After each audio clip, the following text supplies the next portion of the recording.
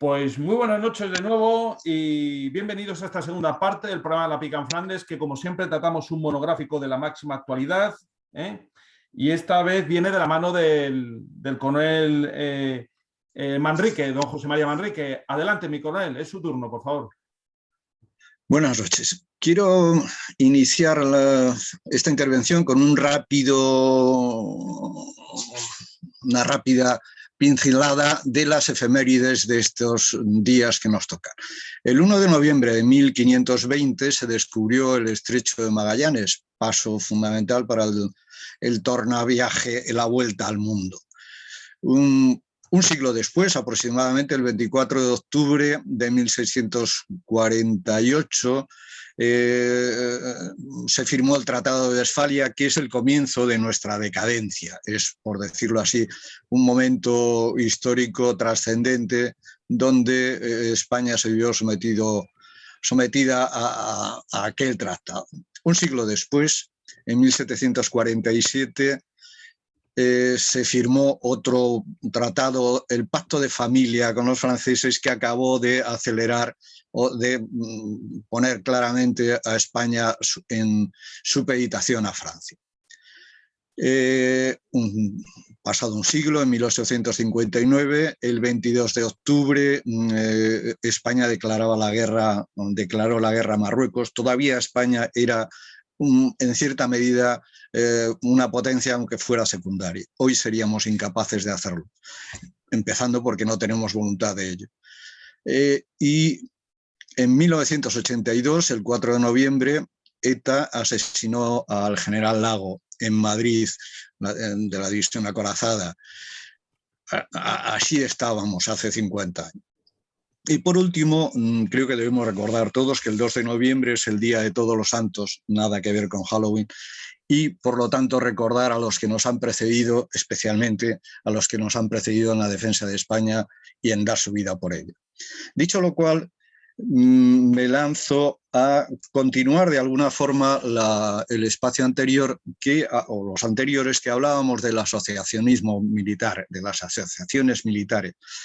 Y en el sentido de que creo que estas asociaciones deben ir enfocadas fundamentalmente a un fin alto, por encima y además del compañerismo, el apoyo mutuo, incluso las puntuales aportaciones del sentimiento militar en cuanto a situaciones, presupuestos y demás.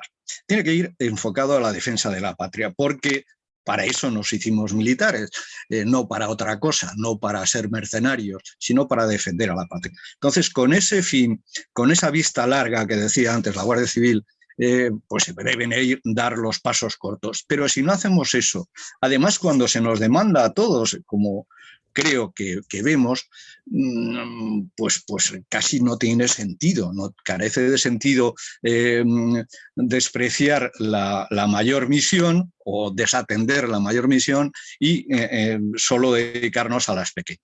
Lo digo porque creo que hay que dar un enfoque militar a la situación en general, internacional y nacional.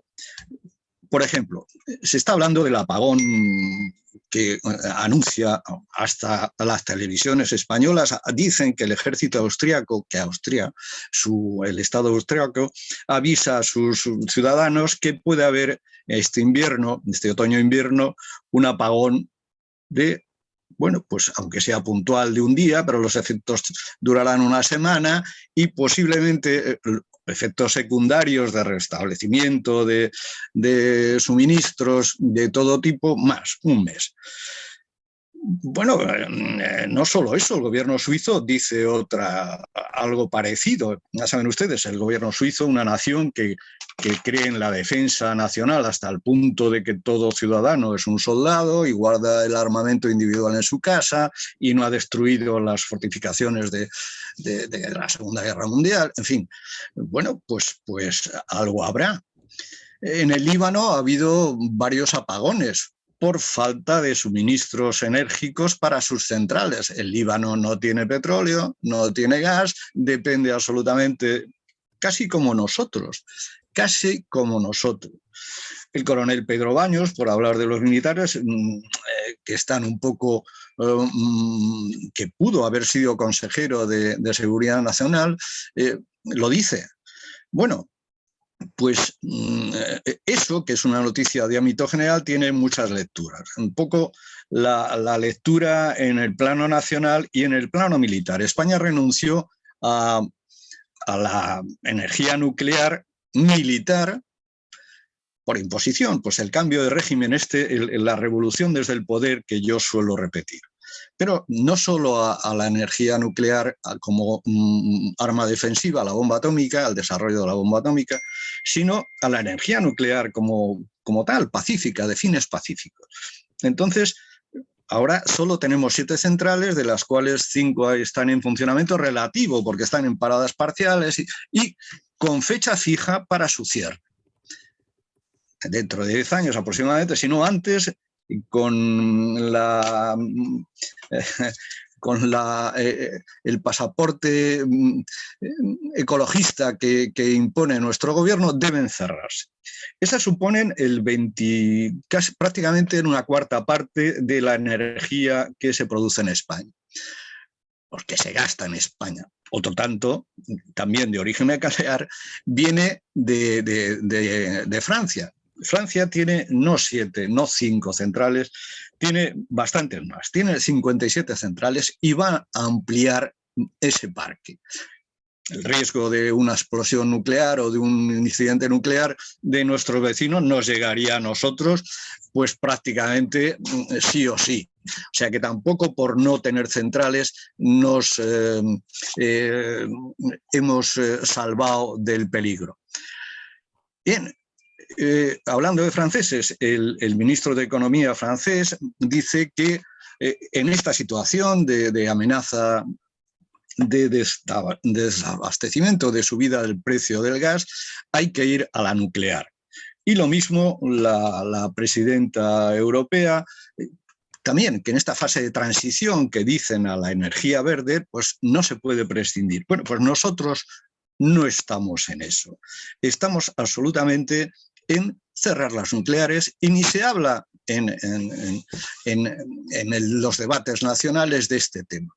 España, que además no tiene petróleo porque no quiere, porque Marruecos lo está explotando en aguas canarias.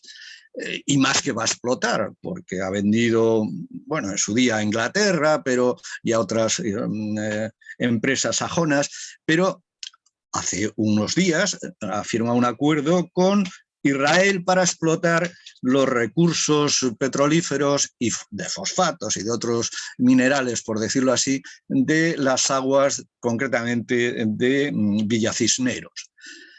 Bueno, pues nosotros estamos absolutamente dependientes, como el Líbano, del exterior. Encima, con la querella entre Argelia y Marruecos, se ha cerrado el gasoducto argelino que pasaba por Marruecos. Por cierto, que Marruecos cobraba su peaje por ese paso.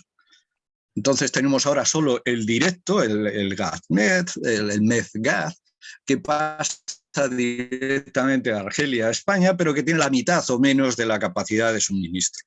Bueno, pues ese panorama tenemos. No se puede descuidar, no se puede dejar. Y en un momento, además, que va a ir a más esa subida del precio. Por cierto, la subida del precio dicen que en gran medida es porque los grandes productores, como Estados Unidos, lo venden al mercado asiático, no a Europa, un mercado asiático porque ganan más. O sea que es un efecto buscado en gran medida no solo por el desabastecimiento, la falta de transportes, los retrasos en los suministros, la falta de chips, de conductores, de contenedores que ha producido el COVID, sino porque hay maniobras que están forzando de alguna manera el que suba el gas. Bueno, pues estamos abocados a ese apagón, con lo que tiene para la vida individual, imagínenselo. Bueno, en fin, a título individual algo lo podemos y lo debemos prever, y a título colectivo, imagínense lo que es para la sociedad, hasta el agua, los teléfonos, porque los repetidores se alimentan de electricidad, o sea, el caos, absoluta el caos. No tenerlo en cuenta a nivel individual, pues puede ser un suicidio, pero a nivel colectivo lo es también, porque hay naciones que sí que tienen capacidad de producción mayor y nosotros no. Bueno, Marruecos no solo tiene ese petróleo, es que con la energía eólica y solar que ha implantado, los campos que ha implantado en el Sáhara, que no puede explotar legalmente, dice la Unión Europea, pero lo hace, pues exporta o va a exportar hasta Inglaterra, del orden de una burrada de gigavatios, 3,6 gigavatios, y el excedente, hasta 6,5 o así, pues consumo interno, y posiblemente nos lo venda a nosotros. Bueno, quiero decir que en el plano militar, una nación que sufre un apagón está inerme ante cualquier posible acción directa o indirecta de sus competidores, de sus enemigos. Y sabemos que estamos sometidos, en el caso de Marruecos, a la invasión migratoria y a múltiples otras acciones agresivas. Bueno, es de la mano de Estados Unidos, ya es la potencia regional en la zona, porque no es casualidad y además no es prepotencia marroquí titularse así, es que Estados Unidos, al reconocerle, e Israel, no nos olvidemos nunca que Israel per se, y por lo que manda en Estados Unidos a través de sus lobbies y de sus representantes, es una gran potencia. Israel y Estados Unidos han reconocido el Sáhara por encima del derecho internacional. Pues en esa situación estamos. Se está generando un caos con el COVID, con todo, y un caos que trasciende hasta en nuestra reglamentación. Ha habido 3 sentencias del Tribunal Constitucional al año y medio declarando inconstitucional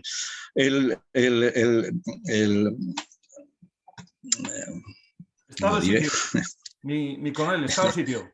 En cualquier caso, el estado de sitio, su prolongación del estado de alarma debería haber sido de sitio, en la práctica fue de sitio. El estado de alarma, su prolongación, ampliando al dar los derechos de gobierno a las autonomías, el cerrar el Parlamento y hasta hemos visto que se han devuelto las multas que se impusieron. Se está generando un caos, entiendo que propiciado, pero muy grave. Y ante esos hechos, lo militar, profesional en activo, que tiene el deber constitucional, título preliminar, artículo 8, de la defensa del orden institucional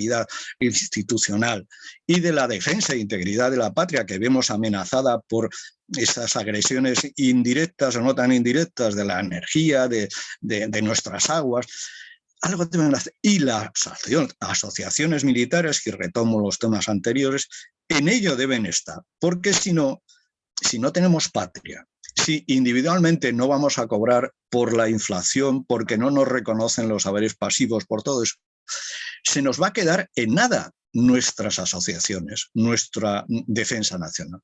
Pues nada más, únicamente era eso, y creo que me he alargado un poco, aunque hay más temas que tocar. Adelante.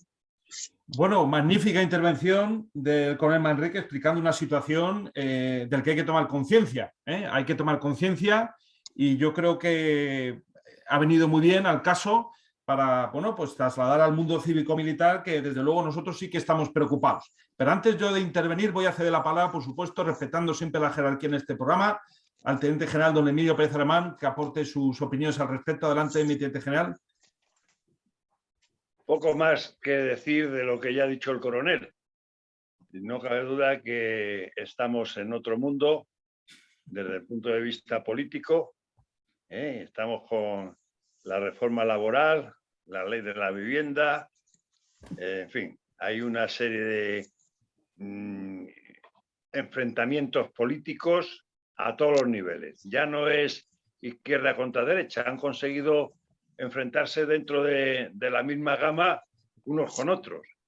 Y lo importante está, como ha dicho el coronel, pues desatendido absolutamente. Por parte de todas las instituciones, los que tienen la obligación, vamos, el primero de todos es el gobierno, tiene en su artículo correspondiente de la Constitución, es el que tiene que defender el Estado. Y el Estado es la organización administrativa de lo que es la nación. O sea, a la larga la nación se va abandonando en aras de unas luchas fracticidas internas dentro de los partidos políticos y el resto, todos los millones que no están metidos en ese afán, pues a sufrir las consecuencias y alguien tendrá que poner pie en pared. Yo soy incapaz a mis años de encontrar una sensatez en la generación siguiente a la mía, que es la que está ahora mismo dirigiendo los destinos de nuestra patria. Y claro, pues avisas, dices y encima te ponen a caer de un burro. Y no solamente se confirma lo que se advierte, sino que se empeora. Parece que dices, oiga, que esto va de mal en peor. Pues no, va mucho peor. Al cabo de un par de años hemos retrocedido o hemos ido más cerquita del abismo y no nos quiere absolutamente sacar del hoyo nadie que tenga la responsabilidad de hacerlo. ¿Es pesimista mi opinión? Pues yo la llamo realista. Y posiblemente nuestro historiador tenga mucho más que decir que yo. Adelante, don Fernando, por alusiones. Por alusiones, y como ya nos tenemos bastante edad, me preocupa mucho todo lo que has puesto el coronel, sobre todo el tema energético. Yo recuerdo cuando era joven, había unos grandes expertos de muchas universidades y de todo el mundo que hablaban del grave problema del petróleo. Porque por si no lo saben nuestros oyentes, hace 20 años se acabó el petróleo. Al menos eso decía el Club de Roma, donde estaban las mentes más brillantes en los años 60. Y entonces llevamos 20 años viviendo sin petróleo. Porque con el crecimiento del consumo, con esto, pues ya no iba a haber en el año 2000. Bueno, pues parece que esas mentes tan brillantes no acertaron mucho. Ahora las mentes brillantes están en el cambio climático y en la descarbonización. También nos hablan de unos grandes males. Y recuerdo cómo este año han tenido que cambiar unos carteles en un parque nacional de Estados Unidos, el Glacier National Park, porque avisaban de que en este año no iba a haber glaciares porque habrían terminado todos. Lamentablemente siguen, así que lo que ha desaparecido no ha sido el glaciar, sino el cartel que avisaba. O sea, seguimos viviendo con los milenaristas como aquellos que hablaban de que el mundo se acababa en el año 1000, pero ahora en vez de curas fanáticos pues son científicos expertos, pero vamos, con la misma, digamos, ciencia. ¿Y eso qué hace? Que se tomen decisiones que al cabo del tiempo pesan.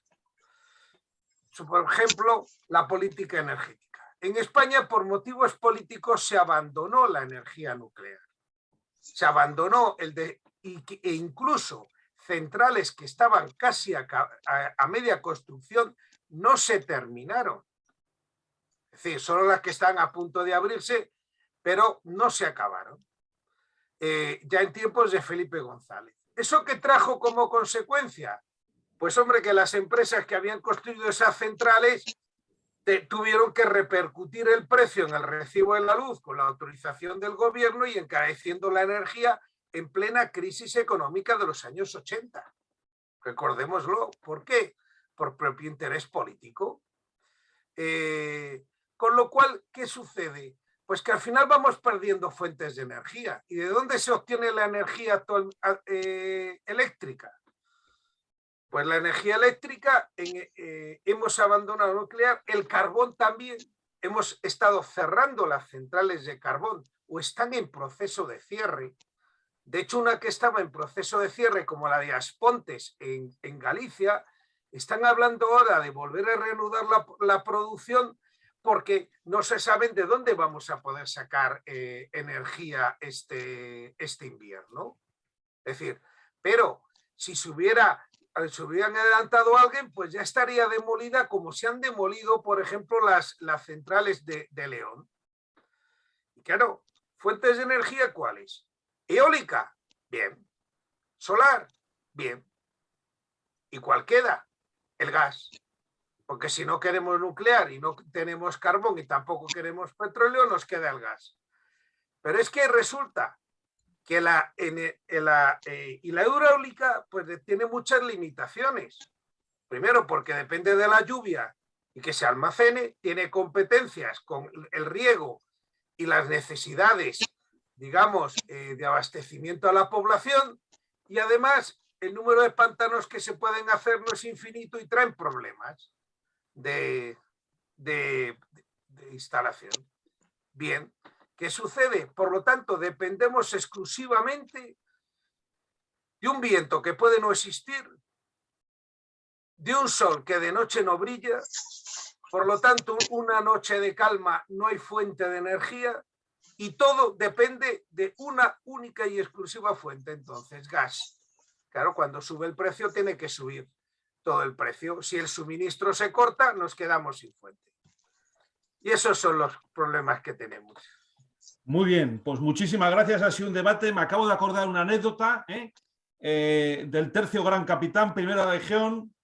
Cuando no había sol, no había agua caliente y nos duchábamos con agua fría, lo cual en el fondo es hasta positivo. Es decir, en esa situación áspera y difícil, lo mismo recuperamos, digamos, esas virtudes, vamos a decir, heroicas del pueblo español. La pena es la gente necesitada, los colectivos vulnerables, que van a ser, digamos, perjudicados como pasan en todas las crisis. Pero pensando en la juventud española, yo le recomendaría buenas duchas de agua fría, como nos dimos los soldados de levas en España durante el periodo militar. No hay nada como una buena ducha de agua fría, sobre todo para la juventud. Es sana, reconfortante y te despeja la mente de tonterías, que es lo que anida la mente en nuestra juventud. Estamos fuera de tiempo, magnífico el programa, muchas gracias por las intervenciones súper lúcidas. Mensaje al Ministerio de Defensa y también a los cargos electos, cargos públicos, políticos, gobierno, escuchen a los veteranos, por favor, escuchen este programa, que es verdaderamente muy, muy aleccionador en cuanto a la crisis energética que se nos viene. Muchas gracias a Coronel Manrique, gracias al Teniente General Pérez Remán y también a don Fernando Platón en sus órdenes de intervenciones, porque ha quedado perfectamente clara la postura de los veteranos de las Fuerzas Armadas a este respecto. Muchísimas gracias, por favor, compartan los podcasts y muy buenas noches.